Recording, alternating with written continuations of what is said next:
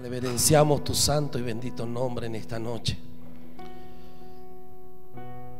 Y quiero pedirte en el nombre poderoso de Jesús que la gracia del Espíritu Santo sea sobre mi vida. Señor, que esta noche un espíritu de sabiduría y de revelación sea sobre este lugar, Dios, para que cada palabra que pueda decir edifique y construya tu iglesia, Señor.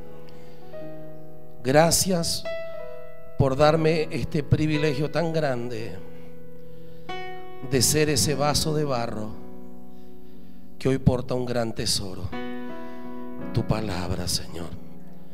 Queremos recibir tu palabra con alegría, con regocijo, porque sabemos que es la única que nos edifica y nos construye.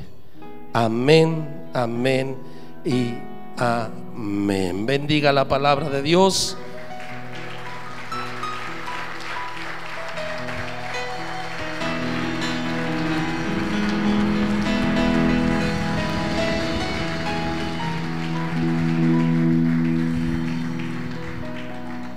Reciba su asiento.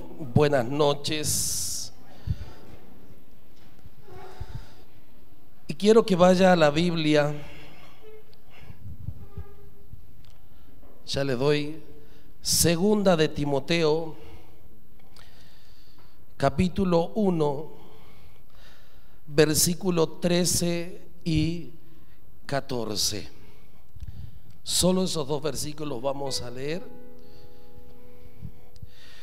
La Biblia dice: retén la forma de las sanas palabras que de mí oíste en la fe y amor que es en Cristo Jesús. Guarda el buen depósito por el Espíritu Santo que mora en nosotros. Amén y amén.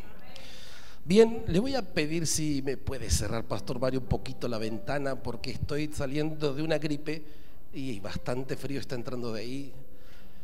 Gracias, Pastor Mario. El título de mi enseñanza en esta hermosa noche es la responsabilidad de perseverar en la verdad.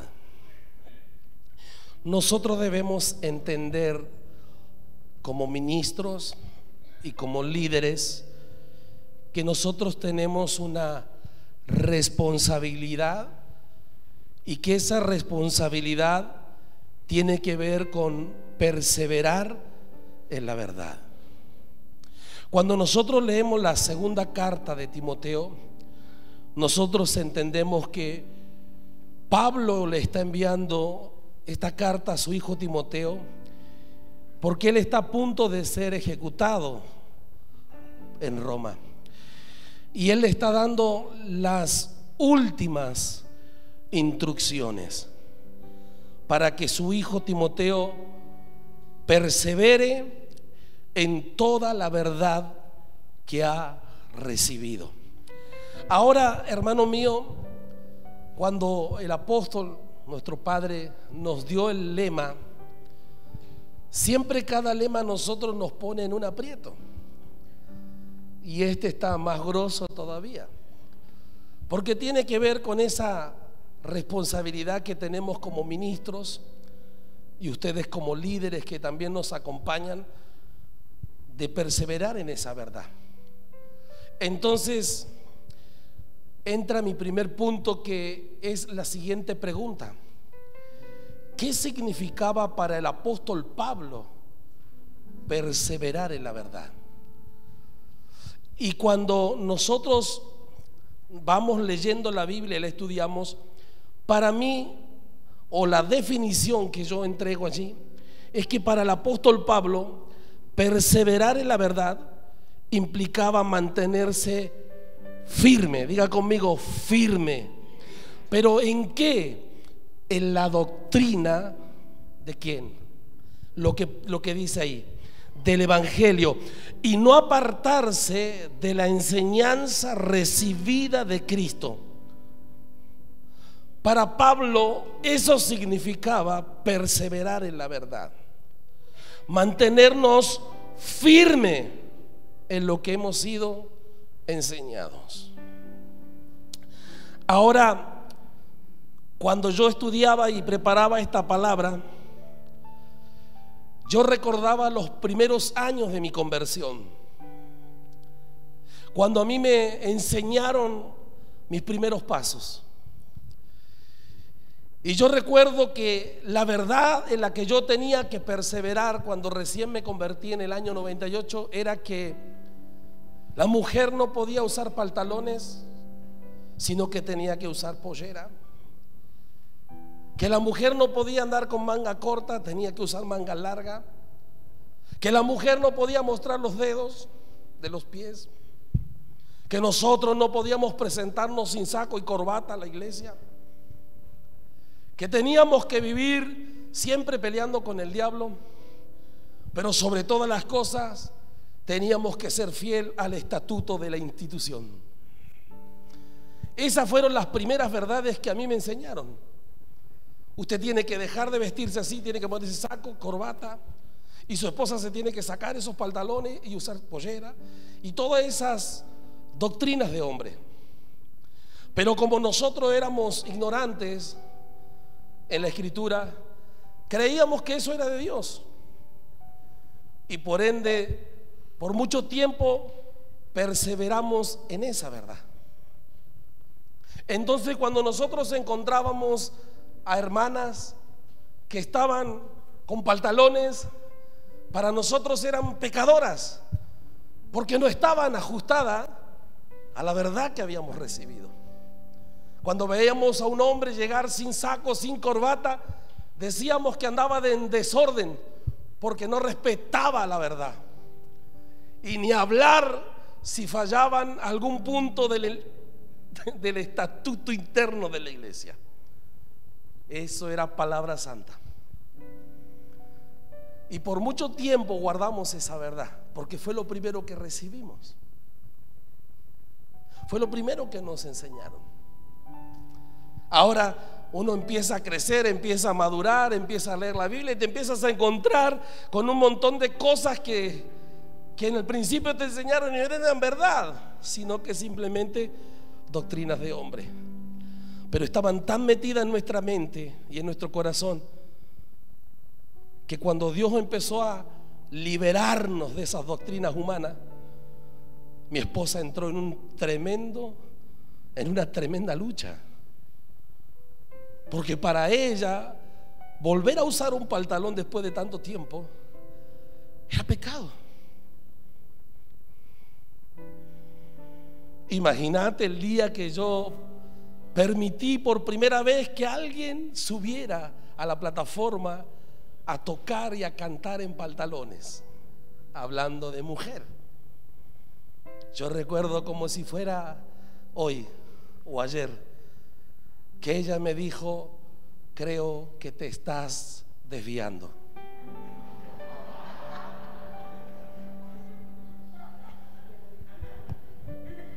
¿O no? Creo que te estás desviando. Creo que te estás yendo por las ramas y creo que estás pecando. Es fuerte, hermano. Y yo por ahí como que le quería creer un poco y me hacía dudar, porque yo también estaba ahí nomás, más o menos con la doctrina, ¿viste? Pero con el correr del tiempo cayó un hombre de la palabra a la iglesia y nos dijo: así dice Dios, yo voy a traer un orden a mi casa, pero voy a producir un desorden en mi casa. Y yo dije, este es falso.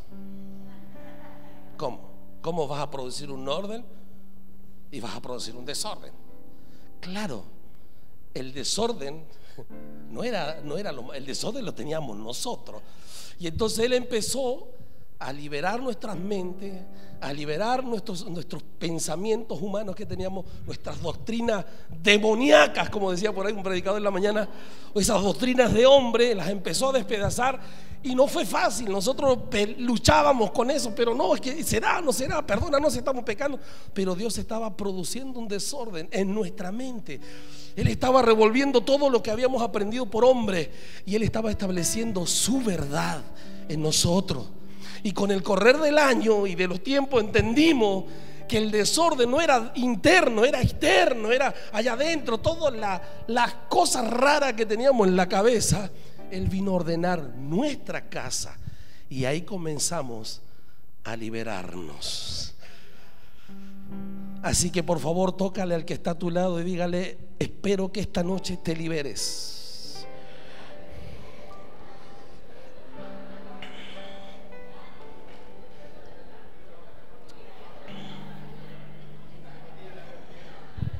Bueno, listo.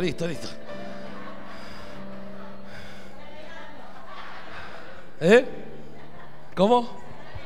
Se está liberando.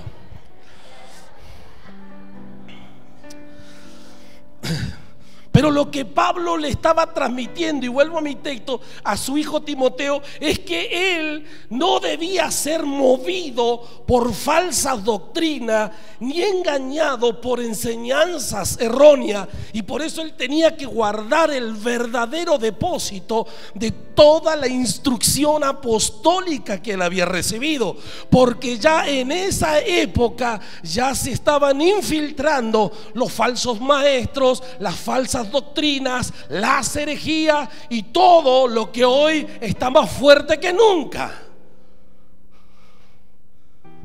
Y entonces Pablo lo mueve allí y le dice: no, vos tienes que guardar el depósito, tú tienes que retener toda la enseñanza de nuestro Señor Jesucristo. Y ahí se puso bueno. Y esto me lleva a mi segundo punto.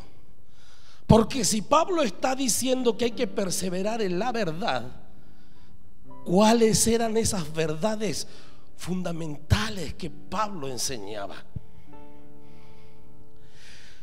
Y para hablarte de esas verdades así rapidito, porque voy a ir pasando por encima, no, el tiempo siempre nos apremia, pero escúchame bien. Yo el mes pasado estuve estudiando la primera y la segunda carta a los tesalonicenses. Y en la primera carta de Tesalonicenses hay algo tremendo que el apóstol Pablo dice allí. No vamos a ir por ahora, pero te lo voy a relatar un poquito. ¿Sabía usted que Pablo predicó solamente 3 semanas en Tesalónica? Dejó fundada la iglesia y se tuvo que ir y dejar a la iglesia sola. Cuando yo empecé a leer eso, yo dije: wow, ¿qué pasó acá? Y me seguí metiendo, y por eso Pablo en uno de sus capítulos dice, la primera: por lo tanto, no soportando más la preocupación, les envié a mi hijo Timoteo para ver cómo se encontraban, no sea que nuestro trabajo haya sido en vano y que haya entrado el tentador y los haya apartado de la verdad. Y cuando tú te metes a la historia, porque eso no lo dice la Biblia, Pablo lo primero que hacía cuando establecía una iglesia era adoctrinarla. Diga bien fuerte. Y él lo primero que hacía era adoctrinar a la iglesia. Y cuando él envía a Timoteo era ¿por qué? Porque él no alcanzó a adoctrinar a su iglesia. Y él sabía que una persona, un creyente que no camina en verdad y no es adoctrinado como debe ser, puede y es candidato a caer en falsas doctrinas. Pero eso no es todo. Después entra la carta segunda, o la segunda carta, y según la historia habían pasado entre 6 a 9 meses de la primera carta, y ya en menos de un año habían ingresado falsos maestros diciendo que ya Cristo había regresado. ¿Se da cuenta? Y eso trajo una preocupación para Pablo, y eso trajo un desorden y un desequilibrio a la iglesia en Tesalónica. ¿Sabe qué, querido hermano? La verdadera guerra espiritual no es con demonios, es de palabra, es de doctrina, es de enseñanza. Ahora, ¿qué era lo que enseñaba Pablo? ¿O qué era el fundamento de Pablo? Solo te lo voy a enumerar. No te puedo hablar de esto, no hay tiempo, pero tu pastor, como va a anotar, después pídele que te explique. Pero seguro que ya te enseñó. No, y no lo digo en ironía, creo que sí. Pero para Pablo, una de las doctrinas fundamentales era la justificación por la fe. Y eso era la doctrina central para Pablo, que los creyentes son justificados únicamente por la fe en Jesucristo, no por las obras de la ley. Esa era una. La segunda doctrina fundamental de Pablo la vemos allí en esos textos que están allí en la lámina, y era la muerte y la resurrección de Cristo. Pablo enseñaba mucho sobre la muerte expiatoria de Cristo, porque él hablaba de que era el medio por el cual los pecadores eran reconciliados con Dios, y que su resurrección garantizaba la victoria del pecado y de la muerte. ¿Me sigue? Sigamos. La tercera doctrina que él enseñaba mucho, y lo habló el pastor Emanuel esta mañana, era la gracia. Diga bien fuerte: la gracia de Dios. La salvación es un regalo inmerecido de Dios, es un acto de gracia divina. Los seres humanos no pueden ganarse la salvación porque es un don de Dios.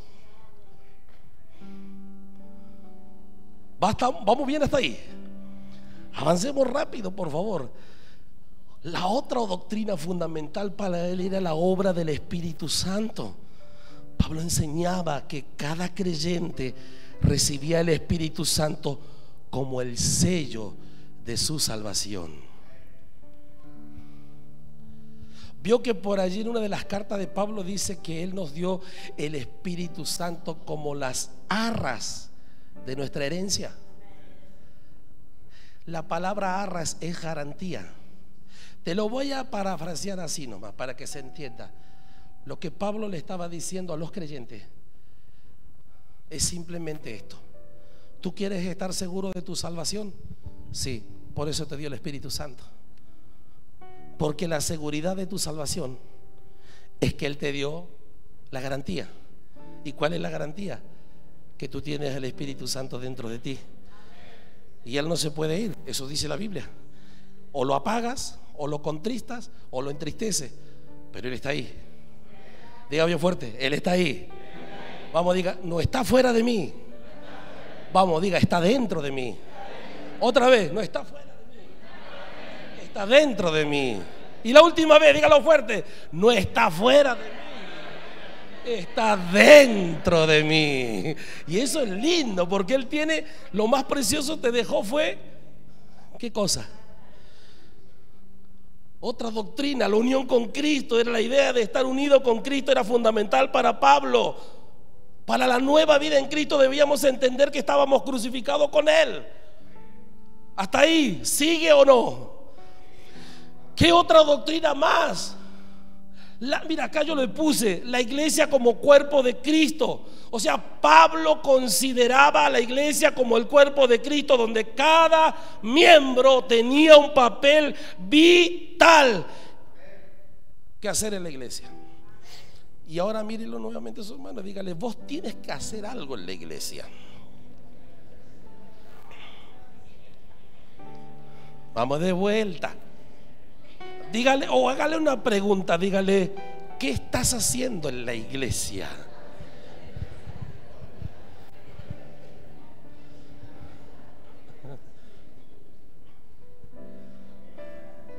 Claro, tú tienes que hacer algo en la iglesia.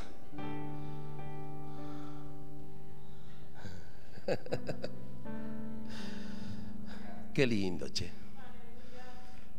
Y papá me dio tiempo, me dijo: tenía hasta las 12 de la noche. Hijo, hoy no hay cena, me dijo. Te nombro 2 doctrinas más, hay muchas más, pero te nombro otras nomás. Por eso yo te digo: anotá nomás. Anotá y dale laburo al pastor. Decirlo: pastor, hagamos una semana especial de doctrinas fundamentales. Eso que dijo el pastor ahí, el apóstol. Eso queremos. Enséñanos. Démosle laburo a los pastores y a los apóstoles también, ¿por qué no? Aleluya, dice la profeta. No, sí, yo creo que allá en Centro Familiar Nueva Vida lo han dado, y por todos lados también. Pero bueno, la segunda venida de Cristo. Hay otra confusión muy grande, ¿no? ¿Está ahí o no? Mira, Pablo enseñaba que Cristo volvería para juzgar a los vivos y a los muertos y establecer su reino final. Porque la esperanza en la segunda venida es fundamental en la fe de los creyentes. Eso es fundamental. Cuando yo estuve en Bolivia, hace años atrás, fuimos al río Titicaca, al lago, no sé qué era ese. Y de repente yo empecé a escuchar una conversación extraña. Y era que todo ese grupo de gente decían que el rapto no existía. Y yo empecé a prestar atención. Y empecé a mirar a mi compañero y al otro también. Y así le dije: ¿tú estás escuchando lo que estoy escuchando? Sí, dice. Y empezaron a hablar y nosotros empezamos a prestar atención. Como que estábamos comiendo, pero estábamos escuchando al liderazgo de esa iglesia. Y después otras cosas más que no te cuento. Ese mismo día tomamos la decisión de regresarnos, porque estaban tocando una doctrina fundamental. Y hoy hablamos un poquito con los consiervos. Hay doctrinas controversiales, pero hay doctrinas fundamentales. Y lo que te estoy diciendo son fundamentales. Y como tocaron una doctrina fundamental, yo dije: aquí hay peligro, vámonos. Y nos vinimos 7 días antes de terminar el evento. Nos hicimos casi 3 días viajando desde La Paz, Bolivia, hasta Comodoro Rivadavia. ¿Pero por qué? Porque no podemos tolerar una falsa doctrina. Si yo no hubiese estado preparado en esto, me como el viaje. Por eso es tan importante. Y que hablar de la última, por favor, la resurrección de los muertos. Llega bien fuerte: la resurrección de los muertos. Eso decía Pablo: aquí vamos a resucitar en cuerpo glorificado cuando Él regrese. Y ahí estaría nuestra redención completa. Por eso Pablo siempre, él no dice que nosotros morimos, sino que dormimos. Así que, ¿cuántos están felices porque un día van a experimentar lo más glorioso que ha acontecido a un ser humano? Porque Pablo lo dijo, que el día que Él venga, los muertos en Cristo van a resucitar primero. Y si hemos quedado nosotros, seremos transformados en un abrir y cerrar de ojos y volaremos a su presencia para encontrarnos con Él. ¿Cuántos están felices? ¿Cuántos están alegres? ¿Cuántos dan un grito de alegría? Gracias, Señor. Ay, qué lindo. No te veo tan convencido. Así que por favor, tócalo al que está a tu lado y dile: mira, si te mueres, resucitas.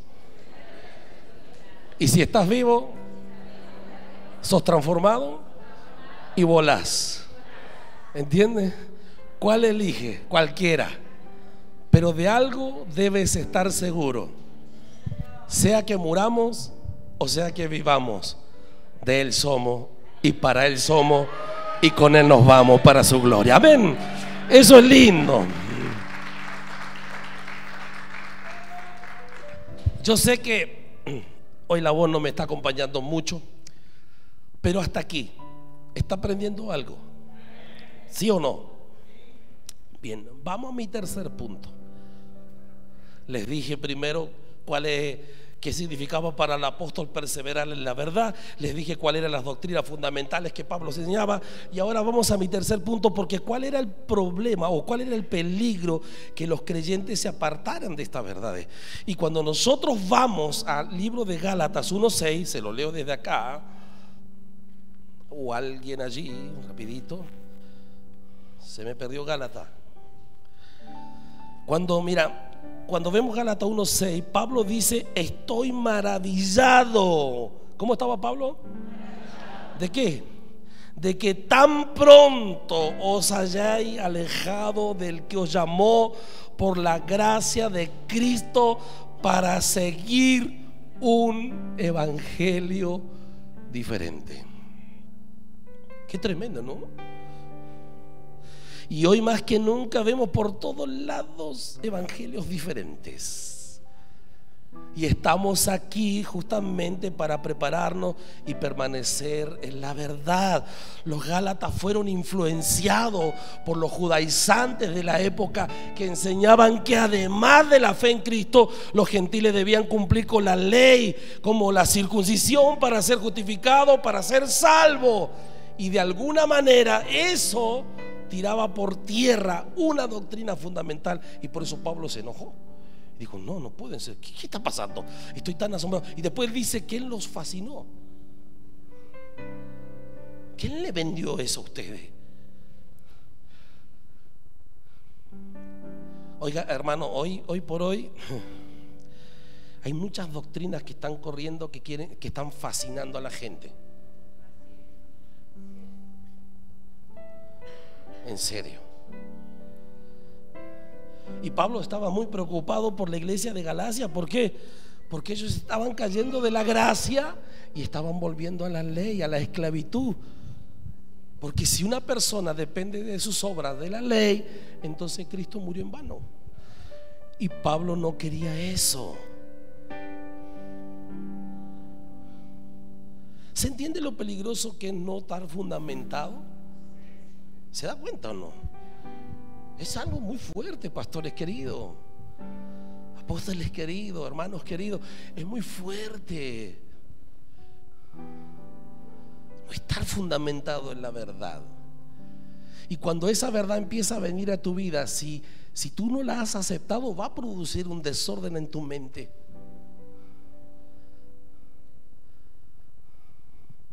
¿Por qué? Porque no hay fundamento en las cosas. Mira, si en esa época, cuando Pablo todavía estaba vivo, se le metían los falsos y se le introducían con falsas doctrinas, ¿cuánto más en este tiempo? Hay que cuidar a la iglesia, dígalo bien fuerte, hay que cuidar a la iglesia. Hay que cuidar a la novia, como dice el apóstol Domínguez. Yo no sé si les conté, pero si se los conté, perdonen por ser reiterativo, pero ya tengo 48 años, ya me empiezo a olvidar de las cosas igual, ¿viste? Pero hace muchos años, año 2002, yo estaba como evangelista y fui a predicar a la ciudad de Trelew, acá, allá, donde está Trelew. Y recuerdo que el segundo día el pastor que me invitó me dijo lo siguiente: hermano evangelista, me dijo, porque así te decían, ¿usted sabe que la Biblia a usted le permite tener otra mujer aparte de su esposa? Está buena esa doctrina, yo dije. A ver, le digo, revéleme más. Veo, usted se ríe, pero ¿sabe cómo yo quedé? Imagínate, 26 años tenía, 26, 25 creo, jovencito era. Y yo le dije, pastor, ¿pero qué me está diciendo? Sí, ¿se acuerda que Pedro dijo, o Pablo dijo por ahí, ni sabía quién lo había dicho? Mira, con eso, no sé si Pedro o Pablo dijo que o solo yo y Cefa no podemos traer con nosotros una hermana. Interesante. Así que yo terminé la campaña y cuando volví a mi congregación, yo le dije, pastor, ¿dónde me mandó usted? Le dije, el fulano de tal, el pastor tal, me dijo que yo podía tener otra mujer. Y encima añadió, dije, hermano evangelista, imagínese usted 30, 40 o 60 días fuera haciendo campaña. ¿Qué va a pasar con usted si no tiene otra hermana? Mire, la herejía. Y si yo no hubiese tenido temor de Dios o conocimiento, me creo esa doctrina.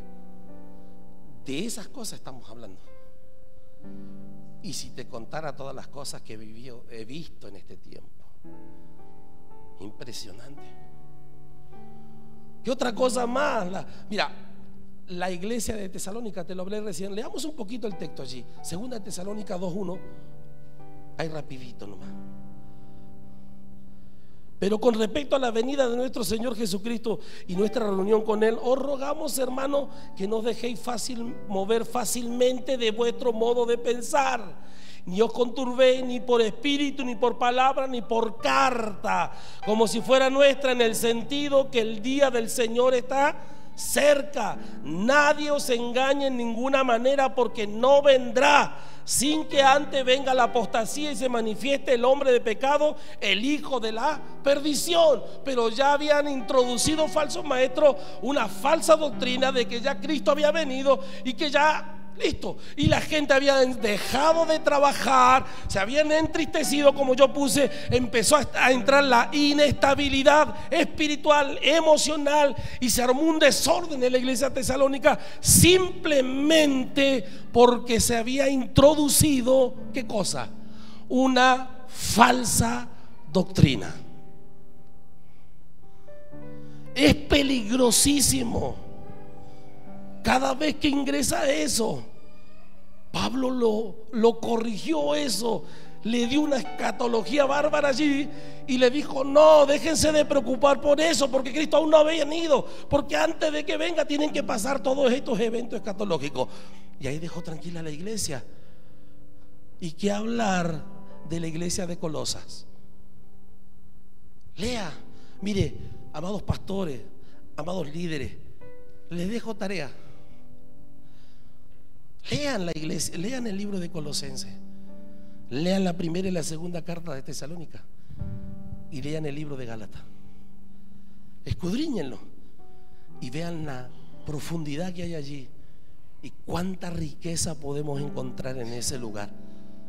Porque cuando nosotros nos encontramos allí en el libro de Colosenses, se lo leo rapidito, en el capítulo 2, en el verso 8, por allí, si no mal recuerdo, vuelve a decir Pablo, mira que nadie os engañe por medio de filosofías y huecas sutilezas, según las tradiciones de los hombres, conforme a los rudimentos del mundo y no según Cristo.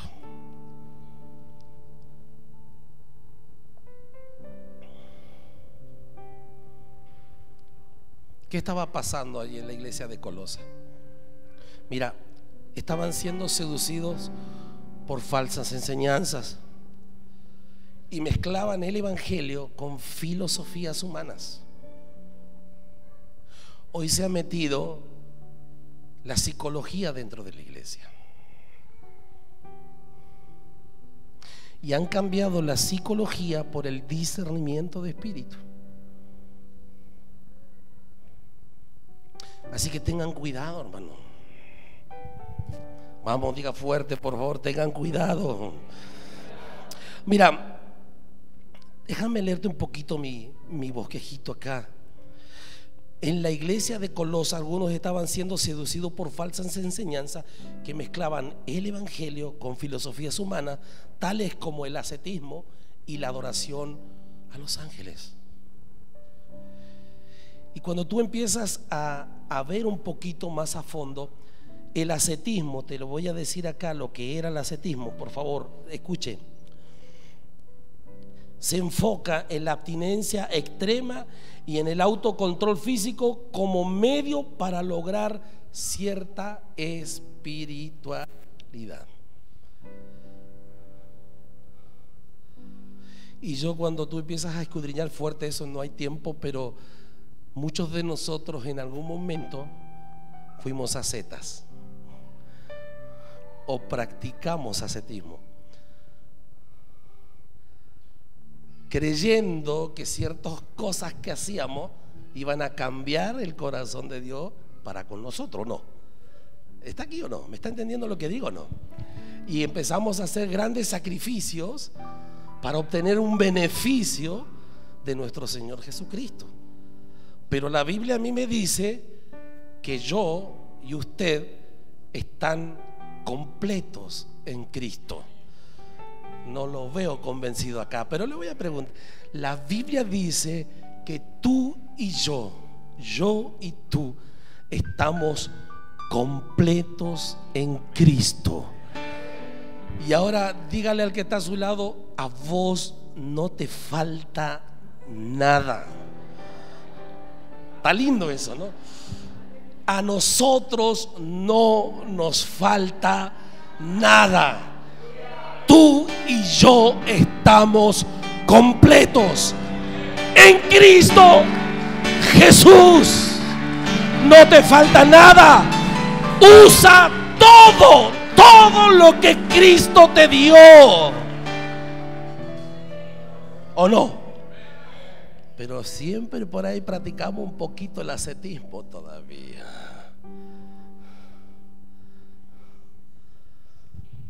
Dígale al que está a su lado: no seas asceta.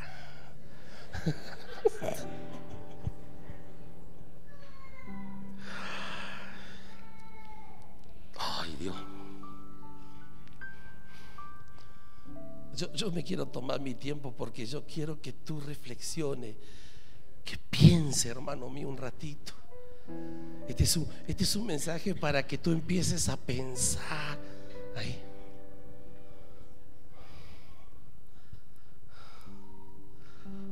En serio, cuánta gente, hermano mío, preciosa gente, tendría que estar en otros niveles, pero a veces por la falta de enseñanza o de sana enseñanza está atrasado en un montón de cosas. Mire, hace años atrás, papá por ahí capaz se va a reír porque papá, él me conoció y tuvo paciencia conmigo. Si hubo alguien que anduvo buscando de todo para hacer crecer la iglesia, fui yo. Y ustedes también en algún momento. Pero alguien lo decía esta mañana, que Dios es un Dios de diseño y que Dios respeta los diseños. Y cuando nos ponemos ahí en el diseño, empezamos a ver resultados. Papá tuvo mucha paciencia conmigo, pero yo, ¿dónde no fui, hermano? Estuve hasta allá en Colombia, anduve buscando la presencia de Dios. En serio, nada, gasté fortuna.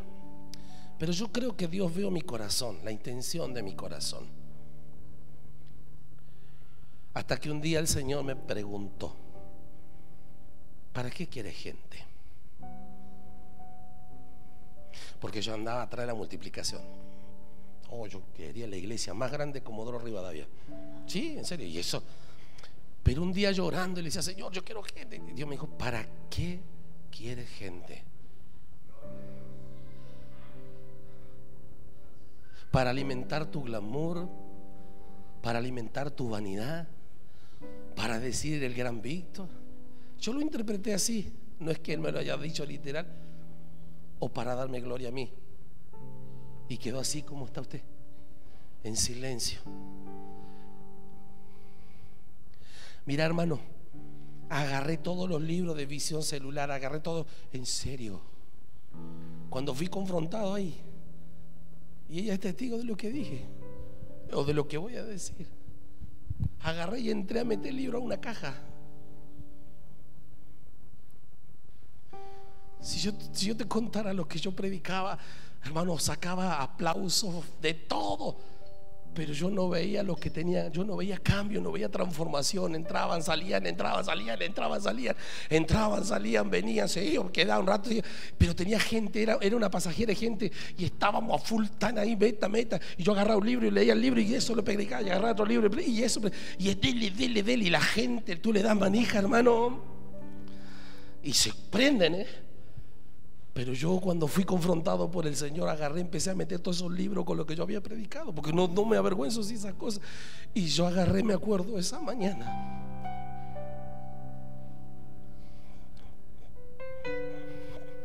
y perdón que me quiebro, porque para mí esa mañana fue un antes y un después. Yo le dije: Señor, mira, ahí está, no más viaje, no más libro, no más esto. Y agarré la Biblia y le dije: esto va a ser mi guía.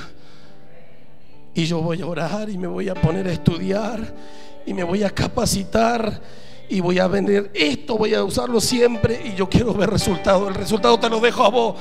¿Sabes qué? Rompí en llanto, guardé esa caja, no sé dónde la dejé, y me metí a estudiar, Hora, Gladys es testigo, horas en mi habitación, orando y pidiendo, estudiando, y de repente me revelaba su palabra y dice que había dicho. ¿Sabes cuánto tiempo le estuve pidiendo a Dios perdón por las barbaridades que prediqué desde plataforma, por las barbaridades que le dije a la iglesia? Por eso yo, cada vez que me paro en una plataforma, escúcheme bien, querido, lo único que espero es que la palabra sea soltada, pero no adulterada, sino la justa y precisa. Y aunque corte y parta el alma, pero va a haber fruto, va a haber resultado, y va a haber algo glorioso de Dios cuando tú y yo nos metamos con esto. Nada más que con esto. Con estos 66 libros. Nada más. Pero ahí estábamos. Y todo empezó a cambiar allí. Y cuando tú cambias, dile al que está a tu lado: cuando vos cambias, se nota. El primero que empezó a notar mis cambios fue mi papá. Me dijo: estás diferente, hijo. Y él me decía siempre: no grites tanto, hijo. O sos una ametralladora, cálmate, me decía. Y después, cuando empecé a ser tratado por la palabra, si yo te contara lo que tuve que renunciar en el sentido bueno de la palabra y alinearme a su palabra. Pero no solamente papá me encontró diferente. Cuando yo empecé a volver a las otras tierras donde algún día había pisado, esperaban al profeta, al gritón, a la ametralladora, y se encontraron con un hombre planchadísimo en la palabra y dando el tiempo a su momento. Pero ya han pasado muchos años de eso. ¿Sabes cuántos años estuve enseñando a la iglesia? Fácil, 6 años. Hasta mi esposa se asustó en un momento. Me dijo: tenemos mucha enseñanza, dice. Pero yo estaba haciendo un trabajo de fundamento, y muchas veces tuve que retractarme de las cosas que dije de plataforma, y empecé a decir: esto está mal, pero lo practicamos, no importa, está mal. La Biblia dice que no, y está mal. No es fácil decir sí. No es fácil perseverar en la verdad, porque hoy todos quieren escuchar un mensaje diferente. ¿Está aquí conmigo todavía? Entonces, eso me lleva a mi otro punto, ¿Qué tengo que hacer entonces para permanecer a la verdad? Número uno, aférrate a la doctrina. Aférrate a la enseñanza de la palabra. La clave es no desviarse del diseño original. Diga conmigo, me tengo que aferrar a la palabra. Lo segundo, vive conforme a la palabra de Dios. Vamos, dígalo bien fuerte. ¿Qué tiene que? Dijo la puta. ¿Cómo tienes que estar? Tienes que vivir la palabra. Lo tercero, sé vigilante y discierne el error. Hace años atrás, no voy a nombrar a la persona, yo llevé un profeta a casa, lo llevé a un evento. No estabas tú, papá, o creo que estaba, no me acuerdo bien. No estaba. No voy a decir nombre porque no me gusta quemar a nadie, pero yo recuerdo que ese día ese hombre empezó a enseñar algo que iba en contra de lo que yo ya le había enseñado a la iglesia, hablando del punto que le estoy diciendo, de ser vigilante y discernir el error. Y después que él terminó la plenaria, porque él le tocaba el cierre en la noche, yo le dije: mira, querido hermano, no hables de eso, porque yo estoy en contra de eso. Yo luché mucho tiempo con eso y yo enseñé a la iglesia, y tú estás refutando lo que yo estoy enseñando y estás confundiendo a la iglesia. Así que yo te voy a pedir un favor esta noche. Tú estás en la administración, no sigas reforzando eso. Tu tema, cámbialo. ¿Sabe qué hizo, pa? Siguió de la noche. 2 horas predicó. Bueno, si hubiese estado papá, capaz lo baja de un ondazo, pero no es que, a ver, no era que estaba hablando herejía, no, tampoco es extremo, pero es como que si papá a mí me pide y me dice: hijo, esto no, yo me voy a sujetar porque me lo está diciendo. Él está cuidando el auditorio, ¿o no? Y cuando él terminó, yo le dije: mira, yo a vos te quiero mucho, pero vos me faltaste el respeto. Eso fue una conversación a solas. No lo tomé así, Víctor. Sí, yo hablé contigo en la tarde y te dije que no toques, y vos seguiste tocando el tema. Por lo tanto, querido amigo y hermano, ahí está su ofrenda, pero yo no te invito nunca más. Y nunca más lo invité. Hombre precioso. Porque a esta altura del partido, queridos pastores, queridos apóstoles, hay que cuidar la sana doctrina. Y no esa sana doctrina que me enseñaron a mí, vestidura, bueno, aunque hay que vestirse decorosamente, pero no estoy hablando de eso. Hay que cuidar la palabra del Señor. Y si tú tienes que enemistarte por esto, lo siento.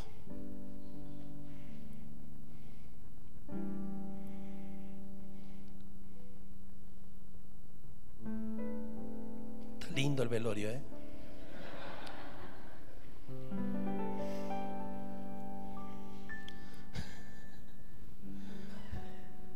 ¿Qué tenemos que hacer?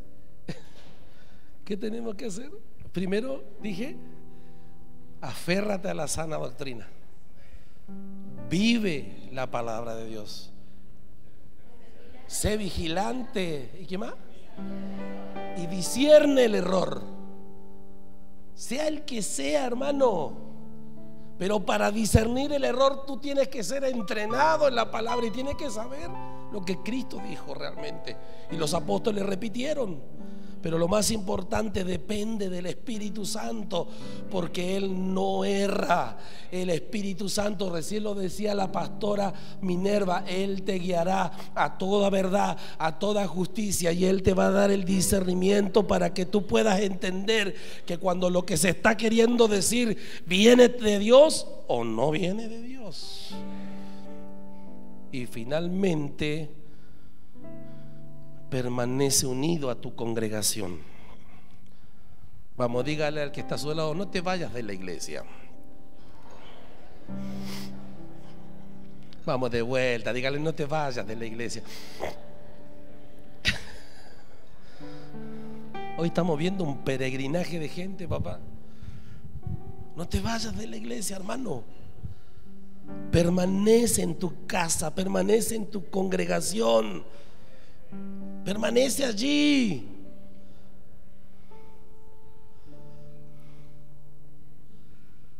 Hace tiempito atrás, ¿cuánto era? 2 años atrás, volvieron personas de casa, que eran de casa, pero cuando volvieron vieron todo diferente. Yo se lo conté a papá, le dije, vieron, se sentían como sapos de otro pozo, pero lamentablemente no perduraron. Y bendecimos a esas familias porque fueron una tremenda bendición en su tiempo para nosotros, pero no toleraron el cambio.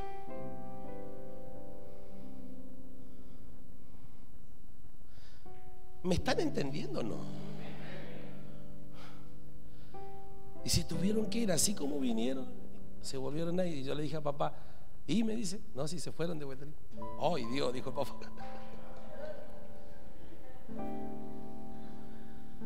Es que dijo recién mamá, compra la verdad y no la vendas. Porque si las mismas cosas que yo construyo las vuelvo a destruir, transgresor me hago. Yo no puedo estar diciendo una cosa y después la tengo que... No. Por lo tanto, no te vayas de la iglesia. Si en tu casa hay buena palabra, hay sana doctrina, no te vayas. Esa palabra sana doctrina ya está fuera de, ¿cómo se dice? De onda. Claro, tú dices sana doctrina, ¿qué es eso? Pero doy gracias porque hay una generación nueva aquí que está escuchando. Nosotros jóvenes que me están escuchando hubiésemos querido escuchar esta gran verdad. Tuvimos que pagar un precio muy alto para volvernos a enchufar en la verdad. Por lo tanto, nosotros caminamos nomás, pero esta generación joven que está ahí va a correr para la gloria de Dios. Es la generación de los entendidos. Acuérdense, acuérdense. Aleluya. Mira, cuando yo escuché recién a Alejandra aquí, el Espíritu de Dios me llevó hace años atrás, cuando por primera vez yo visité León de Judá. Me acuerdo como si fuera hoy. Yo hablé con la pastora Mirna, estaba recién pasando su proceso, y Alejandra estaba en una instancia, y creo que ese día fueron ustedes también. Pero nunca me olvido que ese día, delante de toda esa gente que estaba ahí, mis hermanos, Dios le dijo a Alejandra: no importa que estés rebelde, no importa esto, no importa aquello, pero así te dice Dios, toda la gente que un día te juzgó, un día te verá como Dios te levanta. Y cuando yo veo a Alejandra aquí parada dando una palabra, yo le doy gloria a Dios, porque Dios no es hombre para mentir, ni hijo de hombre para arrepentirse. Sin duda, Alejandra está siendo preparada para un tiempo glorioso, maravilloso y poderoso. Y yo creo fervientemente que así como Dios tomó a Alejandra, créalo usted y créalo, pastora, va a tomar a esa otra flaquita que no me acuerdo el nombre, y va a tomar al otro flaquito. Pero quédate tranquila, pastora Mirna, porque tú y tu casa van a servir al Señor. Tú y tu casa van a servir al Señor. Yo lo creo.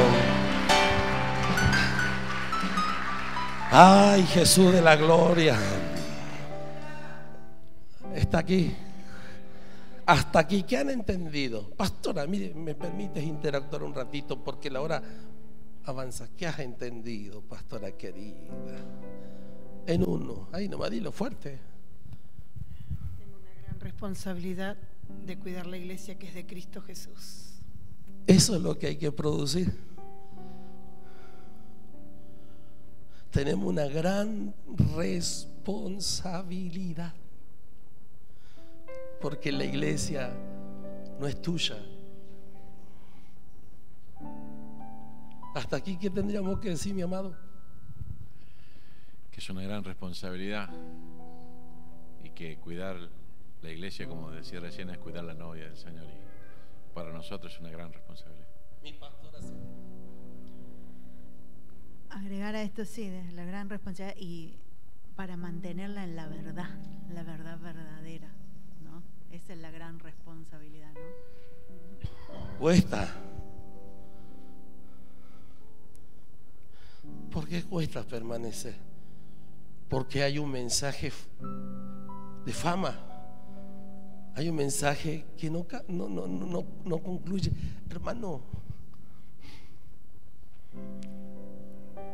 cuando yo veo a esa mujer llorando, yo me puedo ir tranquilo esta noche, porque puedo lograr entender que el Espíritu Santo me está dando testimonio, que aunque tú me miras con una cara así, y aunque quizás no hemos logrado sacar aplausos porque no es lo que buscamos, estamos logrando algo en el corazón de nosotros. Desde la mañana, desde ayer, Dios ha estado golpeando. Y sin duda, como dijo nuestro amado pastor Víctor, la reforma ha comenzado y va a comenzar en nosotros, los pastores, los líderes. ¿Y para qué? Para levantar gloriosamente a una iglesia sin mancha y sin arrugas. Créalo, por favor. Todavía hay gente que quiere escuchar esta palabra. Entonces termino, porque me gustaría que oremos todos juntos esta noche. Te lo voy a dictar así. ¿Cuál es mi responsabilidad como pastor? ¿Y cuál es la responsabilidad de usted como pastor, como apóstol, como líder? Número 1, enseñe la sana doctrina.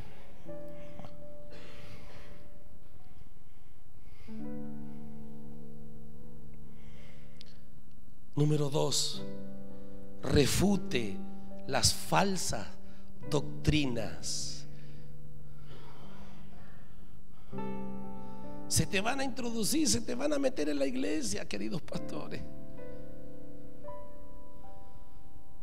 Hace menos de un año, una familia preciosa vino a la congregación.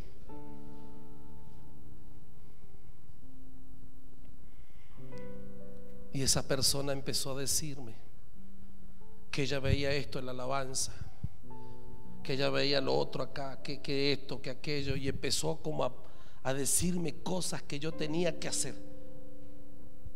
Y cuando ella empezó a hablar, automáticamente yo entendí que lo que me estaba diciendo esa mujer no tenía fundamento. A lo que yo la senté y le dije: querida hermana, todo lo que me acabas de decir no tiene fundamento. Y yo te voy a decir algo de todo corazón: yo no creo en lo que tú enseñas o en lo que tú discernes. Por lo tanto, creo que tú aquí no vas a tener futuro. Yo no enseño eso y no creo eso. Por lo tanto, tiene dos cosas que hacer: o se alinea la enseñanza de la casa, o búsquese una congregación que crea lo que usted cree. ¿Qué crees tú que hizo? Se fue.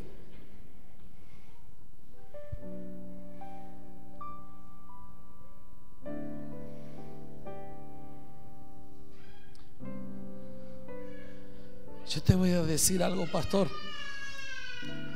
Yo te voy a decir algo, pastor y pastora. Escúchalo bien, porque esto viene del Espíritu.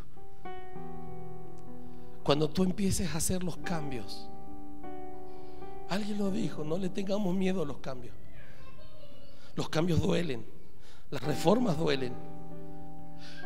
Pero queridos pastores, esto yo se lo digo del Espíritu porque yo ya lo experimenté, yo ya lo viví. Y hoy estoy del otro lado.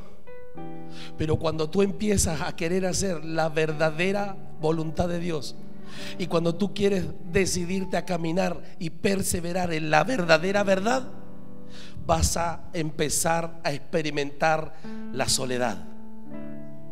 Porque nadie te va a entender lo que Dios te está mostrando y lo que Dios te está guiando.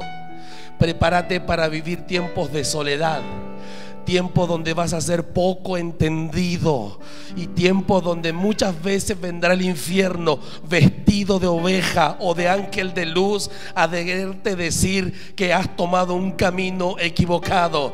Pero permanece en la verdad, porque tarde o temprano Dios te va a dar una gran victoria y el fruto lo vas a ver con tus propios ojos.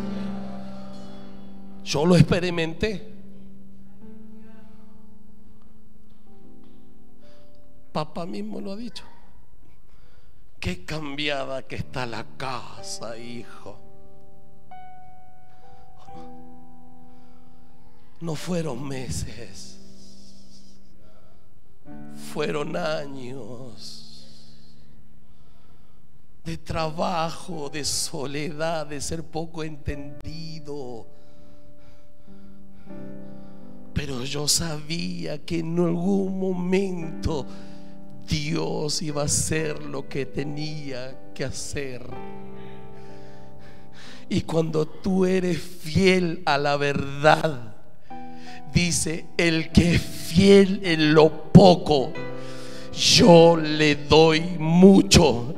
Y cuando yo fui fiel con ese pequeño remanente, entonces recibí una llamada de Bariloche y me decía: pastor querido, queremos ponernos bajo tu cobertura. Y vinieron de Bariloche, viajaron y se pusieron bajo cuidado, porque cuando tú eres fiel en lo poquito, Dios te empieza a dar gente. Porque el que está más interesado de que su iglesia vuelva a la verdadera verdad no es el pastor Víctor, sino el que pagó el precio por la iglesia de Jesucristo. Y es Jesús, es Jesús, y es Jesús el que quiere que su iglesia vuelva a su primer amor.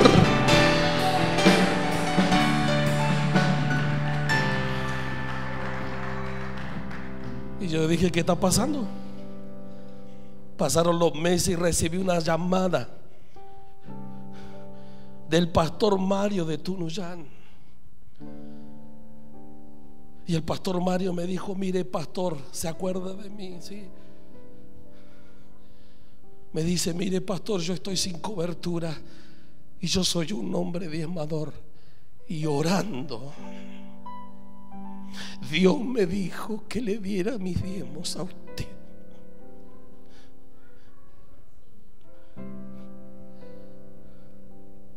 Es que cuando tú empiezas a hacer las cosas bien,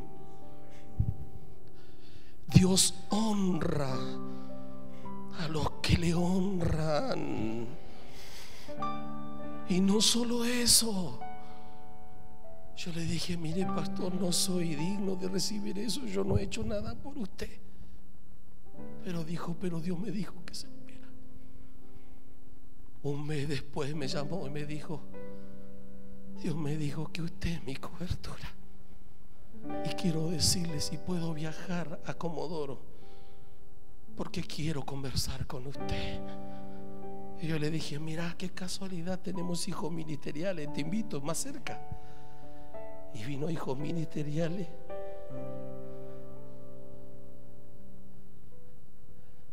Y aquí se quedó.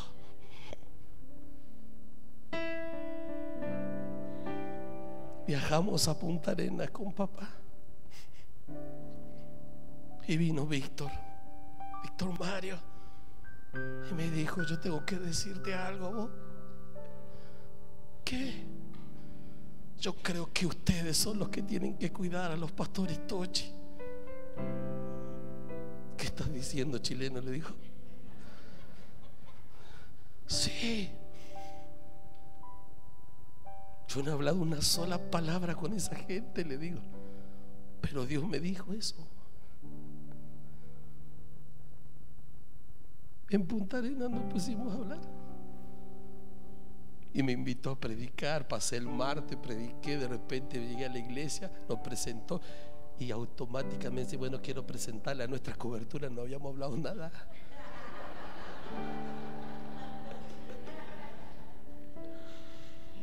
Papá todo esto me lo dijo,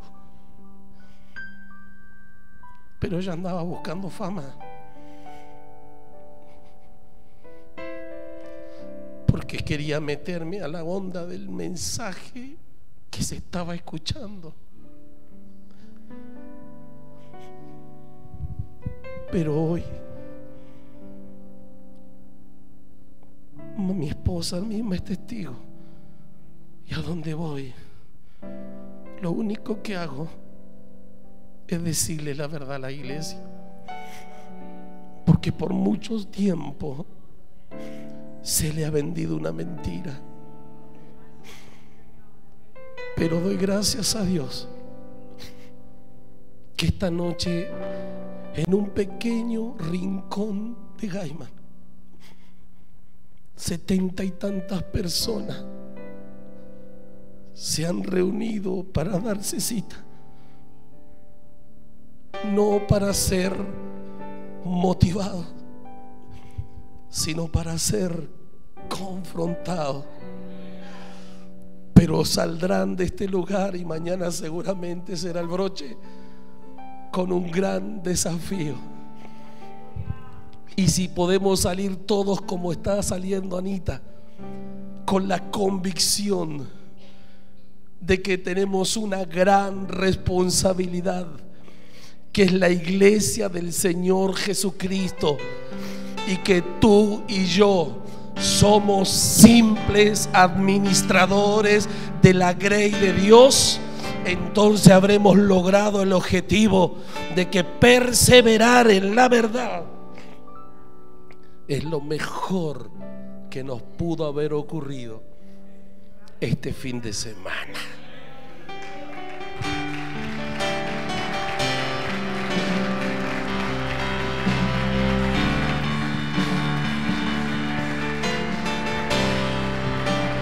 Y si lo va a aplaudir, póngase de pie esta más noche